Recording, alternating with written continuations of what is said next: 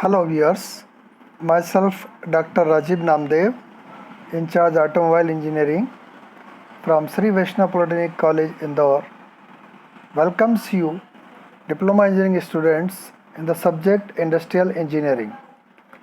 Our today's topic is two-handed right hand left hand process charts. In this section we will study what is two-handed right hand left hand process chart and one example of this assembly of washer and nut to bolt.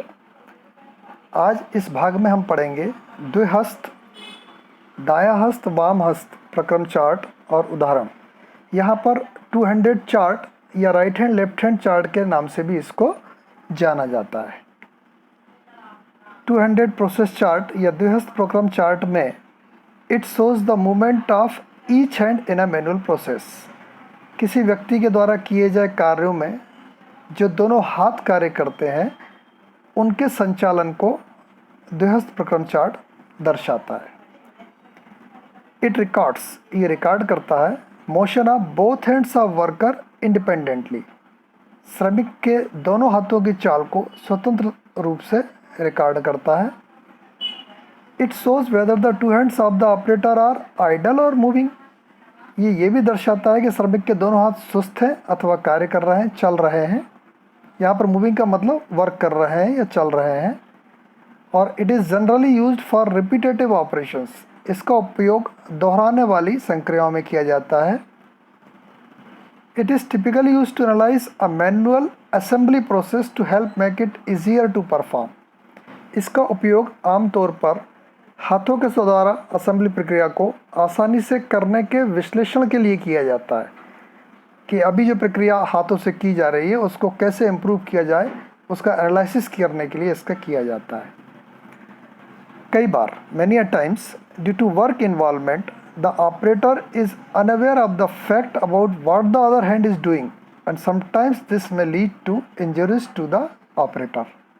कई बार कार्य में व्यस्तता के कारण श्रमिक अनजान हो जाता है कि दूसरा हाथ कुछ कर रहा है, जिसके कारण श्रमिक को कभी कभी चोट पहुंच सकती है। एज अ रिजल्ट, नतीजतन with the help of two handed process chart the motion between both the hands can be precisely synchronised and avoid safety issues. नतीजतन द्विहस्त प्रक्रम चार्ट की सहायता से दोनों हाथों के मध्य होने वाली चाल को एकसार कर सुरक्षा संबंधी मुद्दों से बचा जा सकता है। तो इन नटसेल वी कैन से कि टू हैंडेड या right hand left hand process chart किसी भी वर्कर के दोनों हाथ क्या कर रहे हैं इंडिपेंडेंटली उसको नोट किया जाता है और उसमें फिर इम्प्रूवमेंट करके उनके मूवमेंट को सिंक्रोनाइज करते हैं जिससे कि एक्सीडेंट होने से बचा जा सके। अब हम यहाँ पर एक उदाहरण देखते हैं। ये उदाहरण है assembly of washer and nut to bolt, यानी एक बोल्ट है जिसके अंदर एक वाशर डालेंगे और फिर हम नट से उसको टाइट कर देंगे। तो हम सबसे पहले देखते हैं इसके टाइटल ब्लॉक को। टाइटल ब्लॉक में लिखा हुआ है कि जॉब है हमारा assembly of washer and nut to bolt. एक वाशर और एक नट को बोल्ट में लगाना है, ये हमारा जॉब है। चार्ट बिगिंस, चार्ट कब शुरू होता है? Both hands free before assembly, assembly के पहले दोनों हाथ फ्री हैं। चार्ट एंड कब होगा? Both hands free after assembly, assembly करने के बाद जब दोनों हाथ फ्री होते हैं वो। और चार्ट हमारा जो है वो एग्जिस्टिंग मेथड के लिए है। ऑपरेटर का नाम, डेट, ये सब लिखा जा सकता है। यहाँ पर हम लेआउट देखें इसका। लेआउट में यहाँ पर बनाया गया है वर्क प्लेस लेआउट। उसमें एक ट्रे है, यहाँ पर जो सेमी सर्कल बना हुआ है यहाँ पर हमारा ऑपरेटर बैठा हुआ है। लेफ्ट हैंड पर बोल्ट की एक ट्रे है, सेंटर में एक वॉशर की ट्रे है और एक नट की ट्रे है राइट हैंड पर। यहाँ पर लेफ्ट हैंड पर उसकी जो वर्क प्लेस के बाहर साइड में एक ट्रे रखी हुई है, असेंबली ट्रे, जिसमें कि असेंबली करके हम रखेंगे। तो ये हमारा वर्क प्लेस लेआउट है, ये वहाँ पर कार्य हो रहा है। अब इसमें आप देखें कि ये जो चार्ट बना है, अभी तक आप जो चार्ट बनाते समय देखें कि उसमें क्या क्या होना चाहिए। टाइटल होना चाहिए, टाइटल है। वर्क प्लेस लेआउट होना चाहिए, वर्क प्लेस लेआउट है, लेकिन इसमें समरी नहीं है, तो समरी हम नेक्स्ट पेज पर देखेंगे। अब इस चार्ट में देखिएगा आप कि इसमें दो सिंबल दिख रहे हैं, दो दो आपको विवरण दिख रहे हैं। तो वो इसलिए क्योंकि यहाँ पर जो लिखा हुआ है, एक है लेफ्ट हैंड के लिए जबकि दूसरा है राइट हैंड के लिए। आप ये भी देख रहे हैं कि सिंबल यहाँ पर 5 नहीं है, 3 ही बने हुए हैं, क्योंकि इस चार्ट में केवल इस चार्ट को बनाते समय 3 एक्टिविटी हो रही थी, इसलिए हमने 3 सिंबल लिए। 5 होंगे तो 5 लेंगे, तो यहाँ पर 3 हो रही है, इसलिए यहाँ पर 3 ली गई हैं। अब यहाँ पर हम चार्ट को देखते हैं।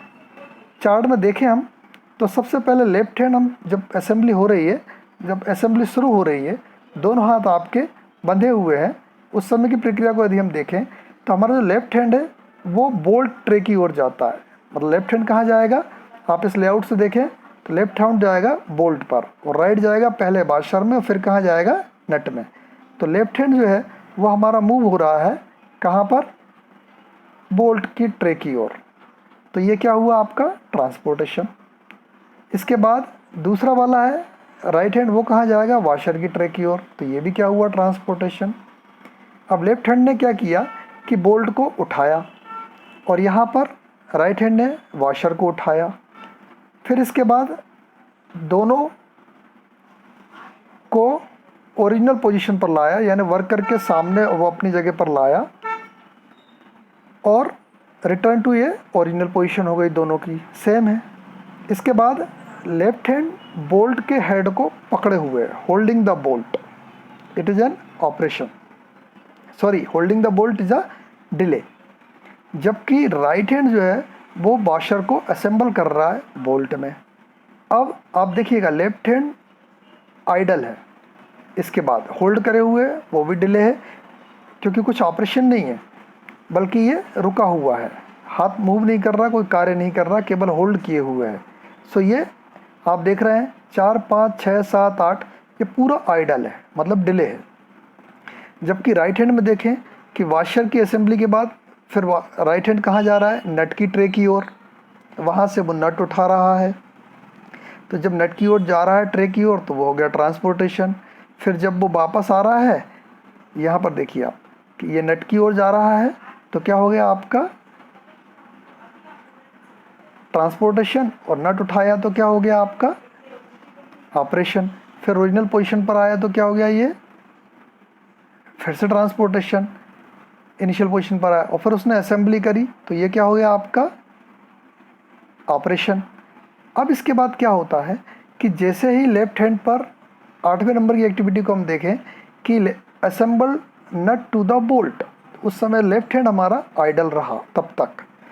तो इसके बाद हम देखें तो अब हमारा राइट हैंड आइडल हो गया है, क्योंकि अब वो कुछ काम नहीं कर रहा है, बल्कि लेफ्ट हैंड हमारा क्या कर रहा है, चूँकि वो बोल्ट को पकड़े हुए है तो वो उसको असेंबली ट्रे तक लाएगा जो उसके लेफ्ट हैंड के साइड में रखा हुआ है वर्क प्लेस के बाहर, और put the bolt in the tray, bolt को वो ट्रे में डाल देगा और फिर वापस अपना लेफ्ट हैंड कहाँ जाएगा, ओरिजिनल पोजीशन पर।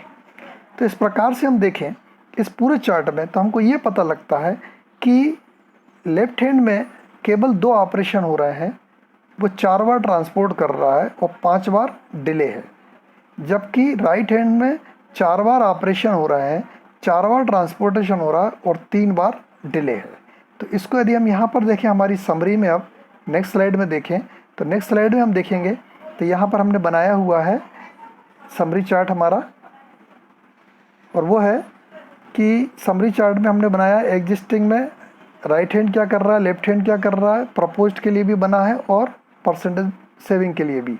तो ऑपरेशन हो रहा है, लेफ्ट हैंड कर रहा है 2 जबकि राइट हैंड कर रहा है 4, ट्रांसपोर्टेशन दोनों 4-4 बार कर रहे हैं, डिले लेफ्ट हैंड का 5 बार है और राइट हैंड का 3 बार।